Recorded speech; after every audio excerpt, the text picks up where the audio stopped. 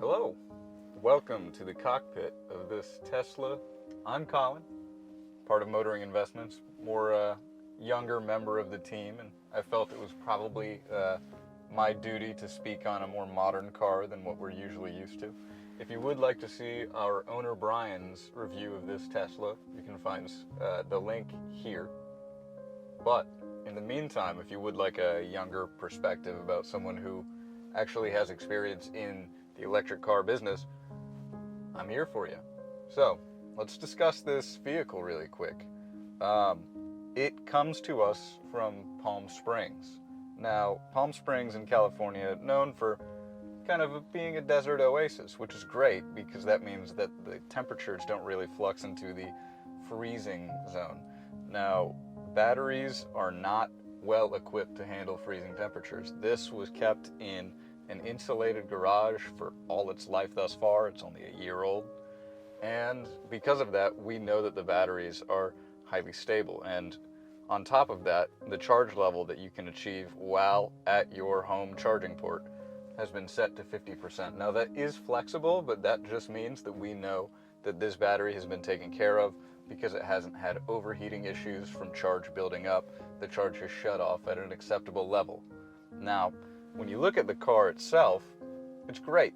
I've actually brought you to one of the many vistas in La Jolla, California today because it's just a beautiful sight, and it really accentuates this just giant piece of glass. I mean, this is the largest piece of glass I have ever seen in a car. Now, this car, because it is all view, is really nice to sit in. When you think of luxury, you think of light, space, and quietness. Well, the engine doesn't make any noise. It's an electric car. Light, I think we have that covered. And space. Let me tell you, I'm not a huge guy, but if I was, I would be pretty comfortable in this cockpit. I mean, it is really quite nice. It's all, I believe, vegan leather, oak wood, and this cream interior is terrific. Now, this oak wood really is very quality. You can look at it, see the texture. It's not like that cheapy veneer that used to come in kind of the early mid-2000s GM type vehicles, not to shoot shots, but it is really great. And on top of that, we also have this diamond plate covering for all of the floors. It's a really great accent piece, and it comes for all portions of the floors in the front, rear seats, and trunk.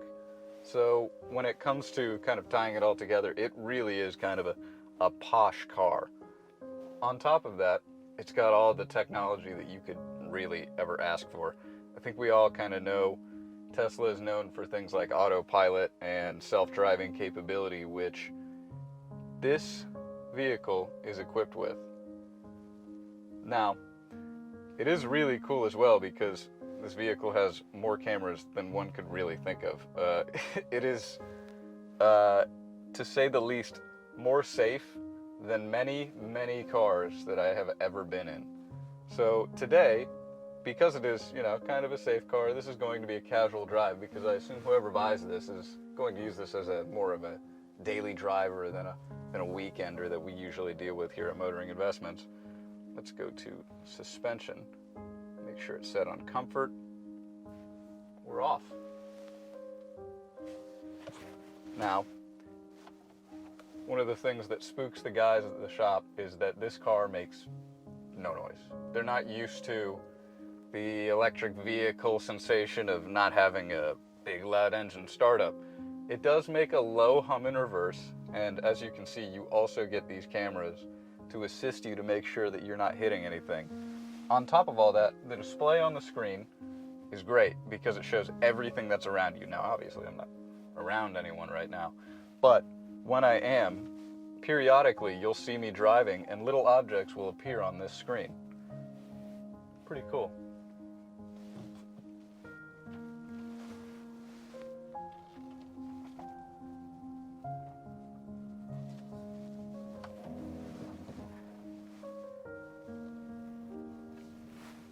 The sensation of driving this car is really kind of I don't want to put it in a poor light, but bizarre compared to other vehicles that I've driven. Now, this is, a terrific car. I don't want to put it past it. It's just a little odd that it never makes noise. On top of that, I've brought you to a hill to show something important. This car has no idle speed. None. So you can't really drive down without having your foot on the pedal. That's a small issue. There is no idle. The car just comes to a stop. Foot's off the pedal.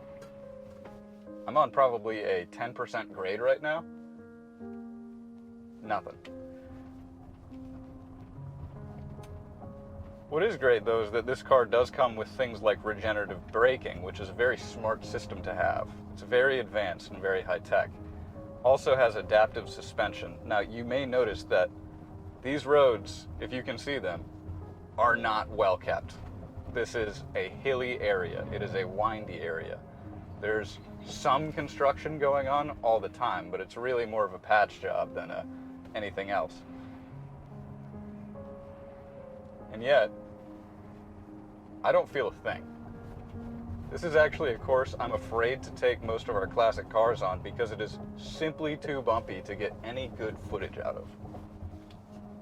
Tesla's doing it as if it was nothing. I think we all know about Tesla's ability to kind of have a quick start off the line. These electric motors, they're all torque, and the acceleration is insane. But one of the underrated things about them is that Tesla has actually been quite clever, as other electric car manufacturers have been in recent years, keeping the batteries in a low position on the underbelly of the car. Because of this, the car has a much lower center of gravity, and you never really feel that kind of big body roll that you get with larger SUVs in the same class. I used to drive a GMC Yukon on my daily adventures, and it's like steering a boat,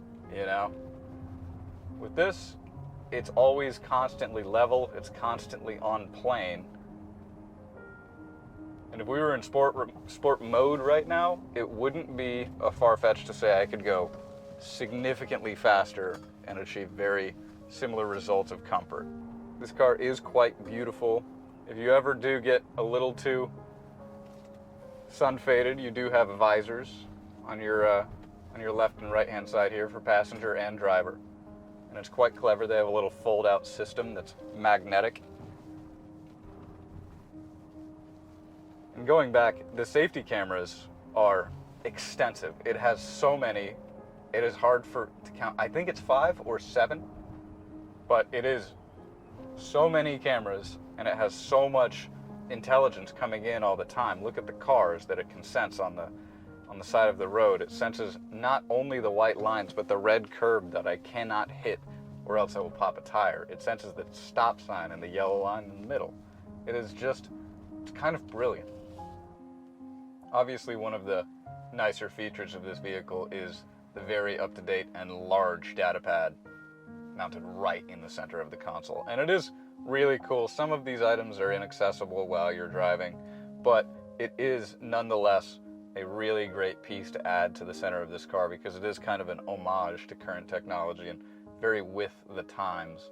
But it doesn't feel as if it's a car that will at some point be out of style or anything that will be super out of date in the next 10 years. It's a good investment to say, like, this vehicle should have another decade plus on the road, as many cars can't really even expect that much time to stay relevant in the mind's eye. As we climb now, let's check out the monumental power that you can get from this vehicle. This is a sport class BMW taking up both lanes near us, and we're keeping up with it pretty easily.